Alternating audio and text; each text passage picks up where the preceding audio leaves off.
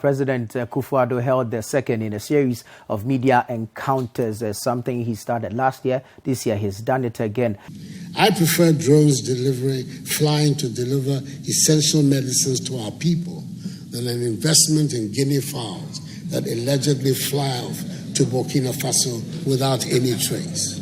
Right, so the president mentioned that a team has been set up to investigate what led to the collapse of these 7 banks. Let's listen to President Akufo-Addo. Some of these banks were surviving day to day only by virtue of liquidity support from the Bank of Ghana, with the underlying problems that plague them remaining unresolved. To protect depositors' funds, as well as to prevent contagion from these failed banks to the rest of the financial system, the new administration of the Bank of Ghana took some courageous measures in the public interest to clean up the banking system and to put it on a stronger and more resilient path. The business of independent inquiries. Here is an allegation being made, I believe, on the floor of Parliament. Minority spokesperson on Foreign Affairs, Parliament, about a transaction that has not even taken place. And yet, a serious accusation of misappropriation, mishandling of public funds is made on a transaction that has not taken place.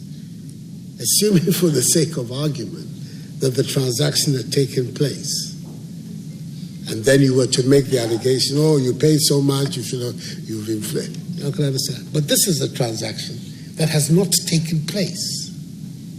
How then do you begin to make statements about corruption, misappropriation? And then on the basis of this bare allegation, without more, I will then say, let us have an independent inquiry. My government will never recover. We will spend all our time at inquiries, because it clearly is the pattern of the opposition to throw these accusations in the air.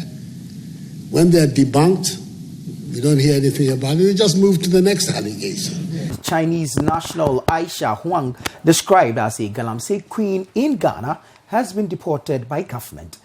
Aisha Huang and the 4 others have been in court for over a year. Today, in court, when the case was called, the Attorney General, represented by a state attorney, came in to file a nolle prosequi, mainly to discontinue the case brought against Aisha Huang. The decision by the courts, looking at what the state had done, was that once the state had decided to discontinue the case, the judge, Justice Eko Baden, discharged these 5 people, which Aisha is a part of, making them free men. But some few minutes or few hours after she was discharged and the case was discontinued, Aisha was deported alongside the 4 other Chinese nationals to China. They were put in a plane, an Ethiopian airline plane, at 2 p.m. and have been sent back to China. Residents living along the Malam-Kaswa highway have described the streetlights along that stretch as white elephants, as they haven't been functioning for well over 3 months. From various accounts, the lights have not functioned consistently over the past 3 years. When the light was there, it was helping us a lot. But when you get here, all the place is dark. So we do suffer. Today, stories of speeding cars knocking down residents is no longer news here. Juliet Asida has worked at a fuel station for close to 18 months. She has seen it all when it comes to the struggles people go through when crossing the road, especially at night. The zebra crossing is not effective. That is what I can say. Because it normally knocks people down at the zebra crossing, where the zebra crossing is. And when they are being knocked down by the car, they don't survive. Drivers who use the road regularly have also complained about the poor visibility at night. Street lights, no. I call for a check. Call for a check. How many months? I know me to me can say 6 months and 1 year. Street lights, you're not driving.